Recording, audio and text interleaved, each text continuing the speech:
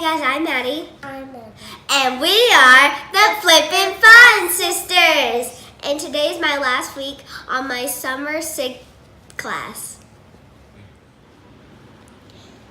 My last project for my SIG online class was to look at Alzheimer's disease, and specifically I would like to look at how some ways to cure tangles and plaques. Tangles and plaque are made of protein that are often found in the hippocampus, which is specifically from the brain. The purpose of this project is to look at possible new ways to help patients with Alzheimer's disease. My hypotheses are there are enzymes and or chemicals that could be injected directly into the tangles and plaque to break down without breaking down the normal brain. The materials I'll be needing are a sheet brain, ammonia, sodium hydroxide, calcium chloride, citric acid, ammonium nitrates, and sodium acetate. The first thing we have to do is bisect the sheet brain.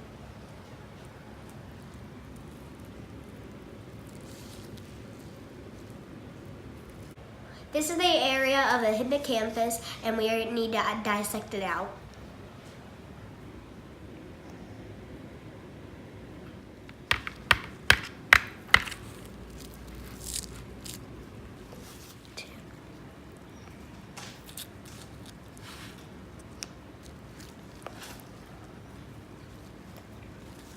Now we're going to section the hippocampus.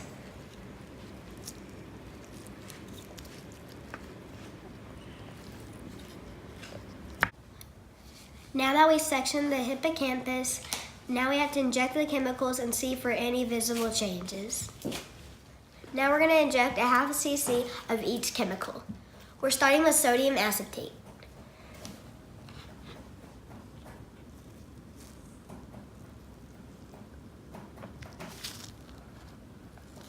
Now we're doing citric acid.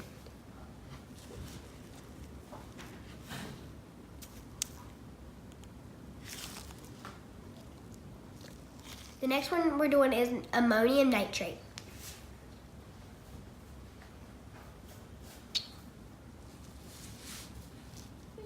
The next one we're doing is ammonia.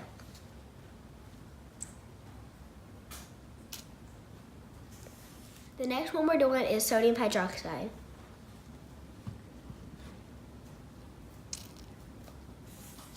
Calcium chloride. This is calcium chloride. Now we're looking to see if there's any obvious breakdown of tissue, brain tissue.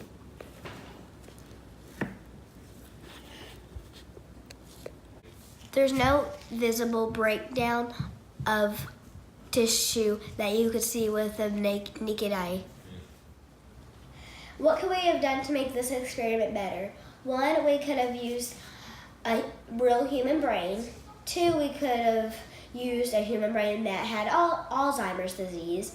And 3, we could have looked at the tissue under a microscope. I done some research on enzyme. I found 2 types of an enzyme. One is named BACE2 and the other is named MMP9. And these enzymes are known to break down proteins and plaques and tangles. It would be really helpful if I have those enzymes to help inject a human brain to look at the effect.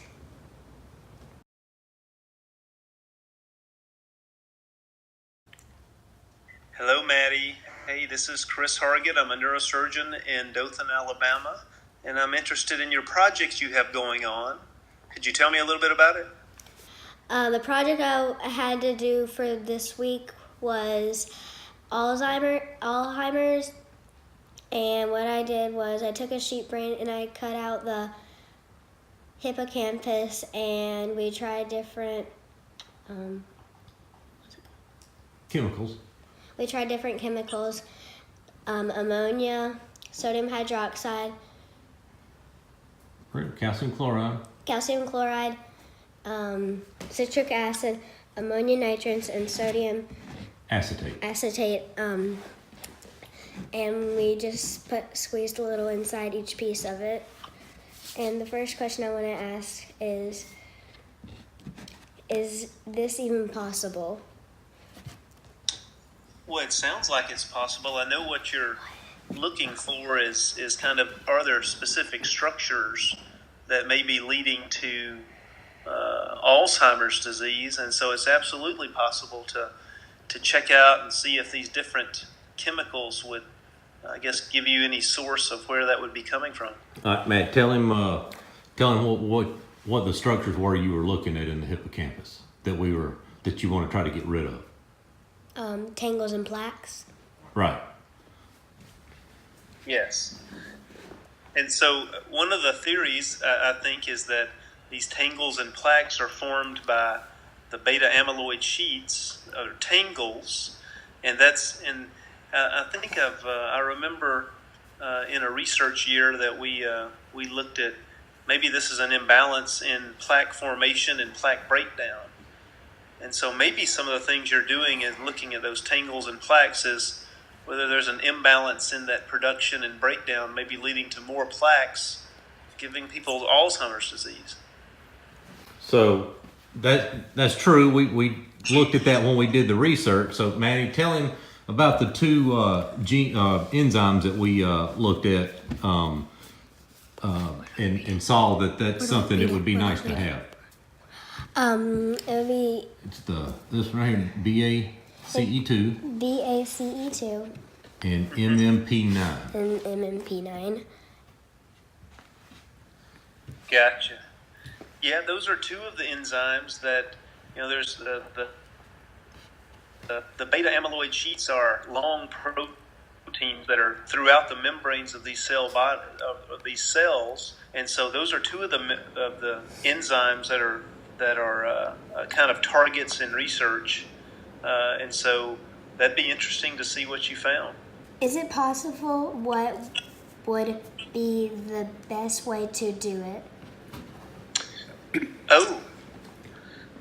Yeah, so what we were looking at is to use those enzymes? Well, yeah, if you could do it in the way that she was doing this with injecting this into brain tissue, would it be easiest to go through the vasculature, or would it be more of a direct thing like cystoscope, or I got you. What would if I guess it depends on how many tangles and plaques there were, but that's kind of what she was looking at, is how to get that into the brain to see if it would break down these plaques and tangles. So I'll address that. So Maddie, there are micro needles and what's called nanotechnology that allows us to introduce chemicals or medications directly into the brain tissue with very little trauma. And so that's probably the best way of delivery for a medication. And you're probably going to want to target, I would imagine, the areas that are most affected or giving the patient the most symptoms. And so you could probably isolate that through some advanced imaging techniques to isolate where the brain is most affected. Well, tell him what part of the brain we cut out. The hippocampus. That would be a great area to target to see if treating these plaques in that area would help with the Alzheimer's patient's memory or recall or ability to perform higher cognitive functions. And one of the, when we took the hippocampus out and sectioned it, one of the things she was looking at by injecting these chemicals was to, as far as what we could do here was to look at any gross changes in the structure. And then, we had to do what she was thinking is to find something that wouldn't destroy normal brain tissue, but might destroy plaques and tangles. But then you'll see in the, when we get this video uploaded, that she was talking about some of the things that might make the project better. And of course, one of the things that we talked about was to have a human brain that had Alzheimer's disease. Yes. and be able to section it and look at it under either a light microscope or an electron microscope to see if there's any microscopic change. Gotcha. You want me to comment on that? Yeah, if you want to, and I think, is that the last question, Manny? He's answered pretty much everything. Yeah, I think that's the last question. Yeah, so we had like 4 questions, but you've answered all of them, really, so. Yeah. So Maddie, in question number 8, you were talking about what maybe you could do different or better next time, and absolutely having maybe a control specimen, a control brain in someone who does not have Alzheimer's disease, and then having a diseased brain or someone who does have Alzheimer's disease, and sectioning maybe a series of those and seeing if you can find a common theme, kind of a common area in the brain that was affected, would be wonderful to help target your research a little bit more. Thanks for helping. Maddie, you're very welcome. Good luck in your future research. Thank you.